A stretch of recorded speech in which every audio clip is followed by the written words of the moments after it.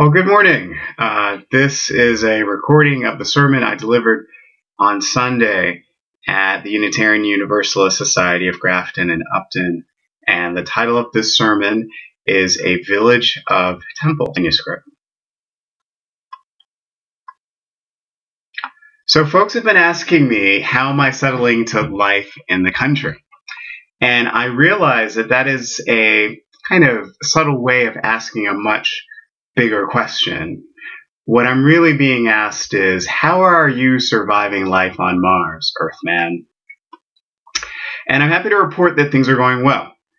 But I often like to follow up by saying, ask me that same question sometime in the winter. But things really are going well. I love the space at this old house that I'm renting. Gets the most amazing light at all times of the day. And the Tufts pasture land is really a precious treasure, and I'm finding myself spending more and more time there around sunset. I love the farmers market and the common on Wednesdays. I love our congregation, and I feel that love reciprocated, and I'm grateful for it. Now, don't get me wrong. Life is different here. Driving everywhere and being able to do so safely is an entirely new experience for me. And I'm definitely more of a public transportation person. The other new experience for me is being known here in Grafton. I've spent my life mostly in places where I could be anonymous, melting in and out of crowds of people. And that really isn't an option for me here for a number of reasons, some more obvious than others. And I've been getting to know people outside of the church. And some of them already know or have seen or heard about me. You know, these are folks who remember me from the Orlando massacre vigil that we held here back in June, or folks who read the feel-good article in the Grafton News a few weeks back, or people who happen to be at the planning meeting for the Grafton Library's 90th anniversary. Or folks from the Grafton Inn just across the common where I sometimes go to have lunch. It is really nice to be known, notorious, but not yet infamous. And the confection lady, the one who's at the farmer's market on Wednesdays with her delicious chocolate-covered marshmallows, she knows me too, perhaps too well. You see, being seen and known is quite important, not just for me, but everyone has that desire. And I think it has to do with our fundamental need to feel a sense of safety and security. It's always fun for me to see that intrepid toddler. You know the toddler that I'm talking about? The one that will dart ahead of their parent with tentative steps, but never too far ahead. And more often than not, looking back, just to be sure their parents see them, and they'll smile and maybe go a little bit further. To deepen our connections with each other, we have to recognize our common humanity, the traits that we have, that we all have. And this sermon is about that, and it's also a sermon about empathy. It's about something more. It's about seeing the holy in each person and in each experience, including our own persons and our own experiences. If we can see our own experiences as part of some kind of greater unfolding or revelation, then we could reduce the total sum of hurt in this world and speed up the coming of beloved community and the restoration of our world. We can do this. We can definitely do this. But to do this work, we have to see each other, not in the voyeuristic sense of the word. And I don't mean watching each other on screens, even though that's probably what you're doing right now. I don't mean peering anonymously into the intimate and sometimes tragic lives of strangers. That's far too easy to do these days. And I definitely don't mean sightedness as mere sightedness. I mean seeing with eyes of prophecy and power, the kind of unstuck eyes, with the radically inclusive capacity to take it all in without judgment, evaluation, or categories. Let me repeat that. So I'm talking about us seeing ourselves, seeing each other with eyes of power and prophecy, the unstuck eyes, with a radically inclusive capacity to take it all in without judgment, evaluations, and categories. This is both my personal struggle and my vision, to see with unstuck eyes. And I want us to see ourselves as temples. That's the other thing. Temples in a village. In fact, a planet-wide village of temples, which I believe is our truest reality. In this world, in this vision of the world, I see us as both static structures of staggering beauty and complexity, made of wood, stone, iron, clay, even steel and tempered glass, all ornamented to tell unique stories. And I also see us as the frenetic actors inside the amber-glowing halls, all of us, priests and priestesses, clerics of all sorts in our regalia, busying ourselves with the rites and rituals and reading out of sacred texts. We are dancing and drumming, sometimes even dizzy in our ecstasies. We're telling the stories of our traditions, singing the songs, sharing all of the sacraments of true-to-form temple life. We do all of this as we make meaning of our lives and experiences. We employ ritual to superimpose a kind of order on the world and to mirror the kinds of order that we wish to see in our lives. The kind of order that we wish to see in our relationships, too, with other people. And we do this because that's just what human beings do. And we do this all the time in our temples, in our village of temples, the drumbeat of our hearts resounding in these holy precincts. And I see this place as a breathtakingly beautiful world, a world that we all live in. Now, you might be saying to yourself, Daniel, I mean, you have this great imagination and you love it, but really that is only possible in your imaginations. And I would say that that is actually false. This isn't a world that just lives in my imagination. You see, a colleague of mine in Upton recently shared with me photos of her recent trip to Japan. And she and her partner visited a mountaintop complex of shrines and temples, each dedicated to a different deity, heroic person, concept, or philosophy. She found it interesting that this large complex was seemingly underpopulated, almost deserted. It seemed far too large for the small number of religious people, the monks, nuns, clerics, that they saw. It was almost like visiting a Boston-scale city with a Grafton-sized population. And it was told to her that all of the temples are in fact chronically understaffed. And this is due to the old age of the priests and priestesses, and in fact the small number of younger people who choose this most ancient of vocations. There just aren't a lot of people going down this particular path. And the population of the mountain is also impacted by the larger demographic changes underway in Japan, a country with one of the world's lowest birth rates. Now, on the other side of the problem is the fact that at certain times of the year, visitors flood this mountain from all over Japan and around the world to take part in festivals, visiting a variety of temples, and taking part in the rites and rituals offered there. So to deal with this problem, the religious folks on this mountain have come up with what is essentially a unique solution. The shrines and temples essentially share clergy. And to make all of this work, the leaders have to know the rites and mysteries of their particular temple and traditions, as well as the rites and mysteries of any number of other sects on their holy mountain. It's an incredible arrangement where, for example, the abbess, the chief of the nuns, at one abbey, might start her day in her home abbey, leading her novices in their devotions. And over the course of the day, she might officiate rites in other temples, serving as part of a liturgical team elsewhere. And she might end her day as a simple acolyte in some minor ceremony in an obscure corner of the mountain. All of the clergy, their days might unfold in just the same way, they playing various roles in various parts of the mountain, all of them deeply immersed in their unique traditions, as well as conversant in the traditions, beliefs, and practices of the others who share the holy mountain.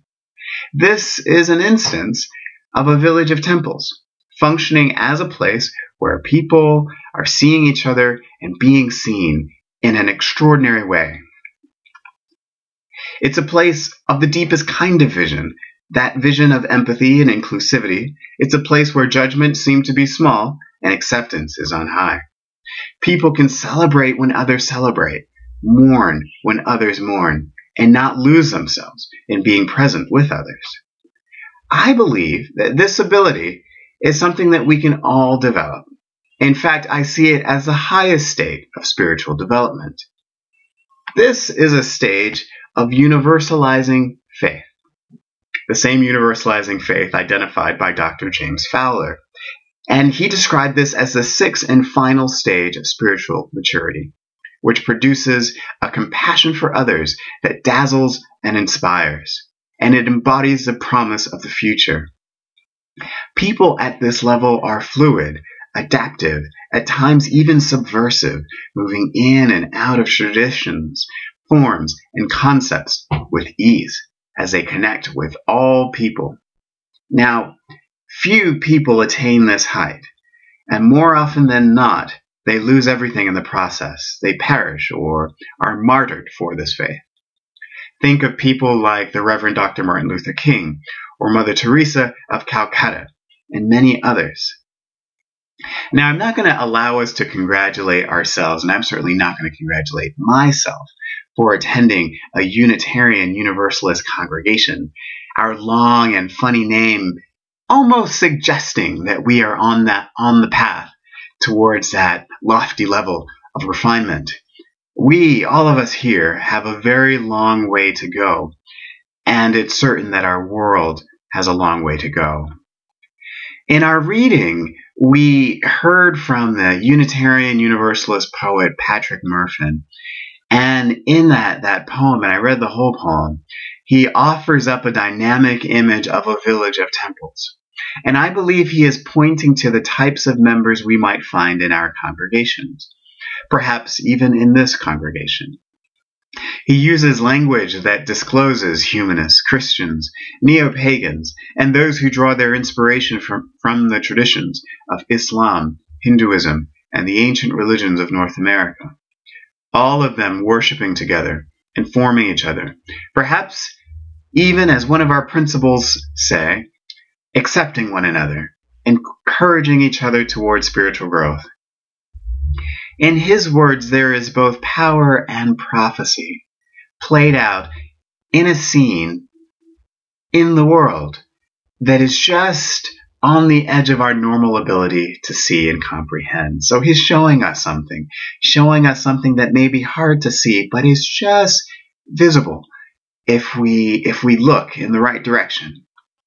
And we know that it's there. We know that it's possible. In Murphy's description, the structures are strange and compelling. We've seen these buildings made of substances and forms from ancient and modern traditions. In the poem, we hear, and these are his words, "Yes, here we build temples in our hearts. Side by side we come, scavenging the ages for wisdom, cobbling together as best we may the stones of 1,000 altars, leveling with doubt, framing with skepticism, measuring by logic, sinking firm foundations into the earth as we reach for the heavens.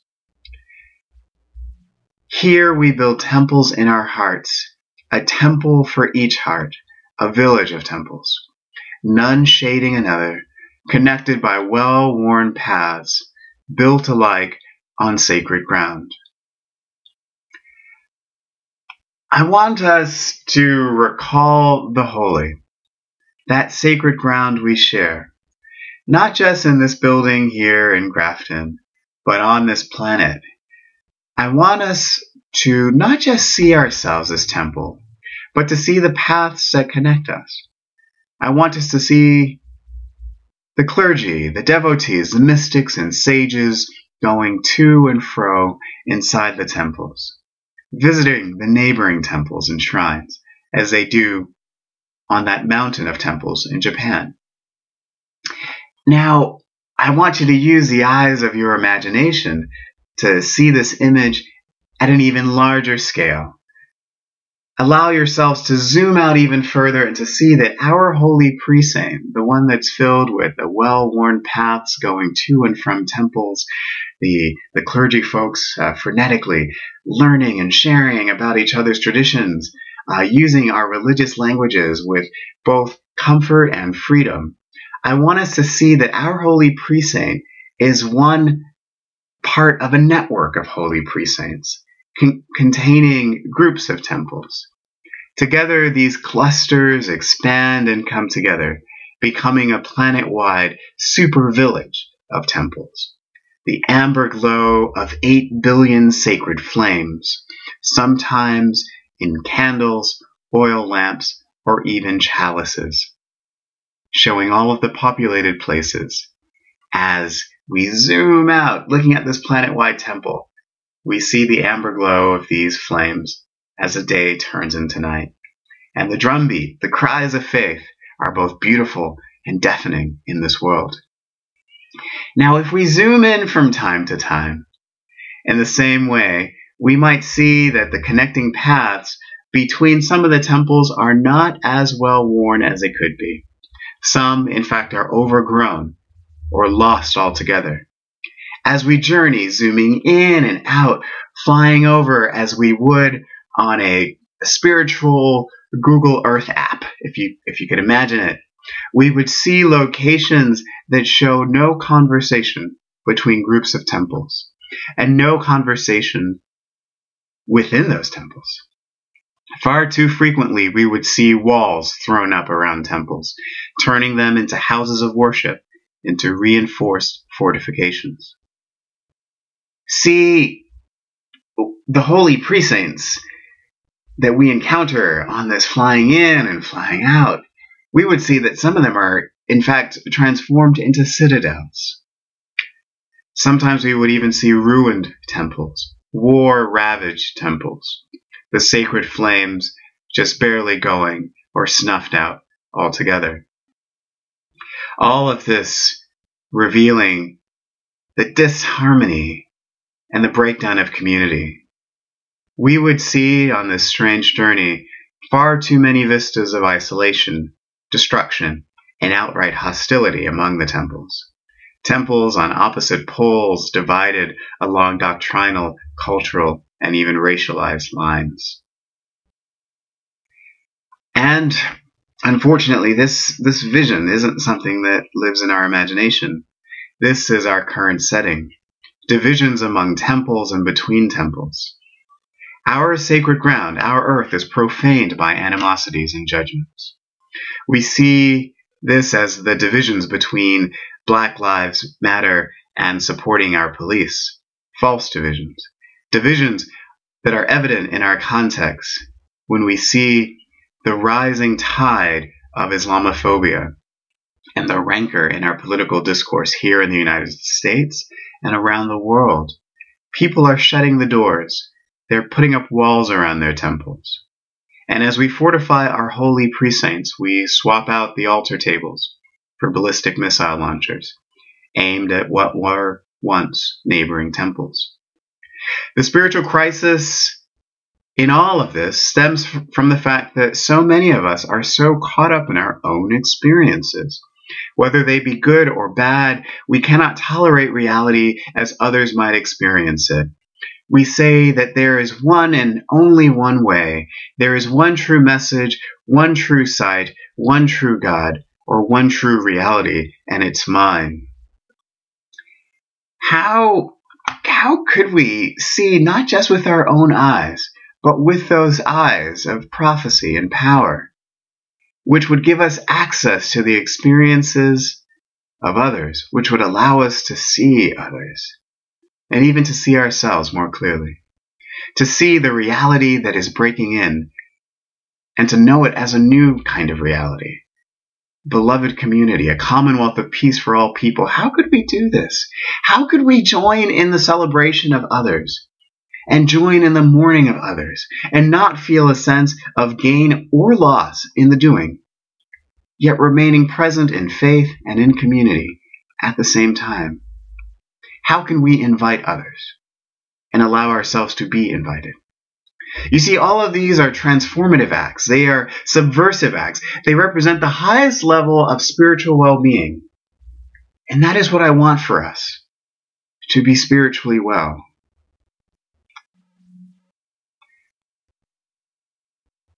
But it's work. It really is. And some of you might be wondering, so, you describe us as temples, but what makes us temples? There are many voices in our tradition that tell us where our temple origin comes from. To be anything other than a temple would be to betray the spark of the holy that lives within us. We are temples because of our connections to each other and our connection to the cosmos. We are made up of what that astrophysicist, Dr. Neil deGrasse Tyson, called star stuff, and that adds to our temple nature. And perhaps that is enough to know. Perhaps it is enough to know that we are temples because we are made up of the most durable materials: clouds, mountains, sunlight, and rain. Those things identified by the teacher Thich Nhat Hanh. Or as the father of Unitarianism in North America, Reverend William Ellery Channing reminds us, we might be temples perhaps because we are living members of the great family of all souls.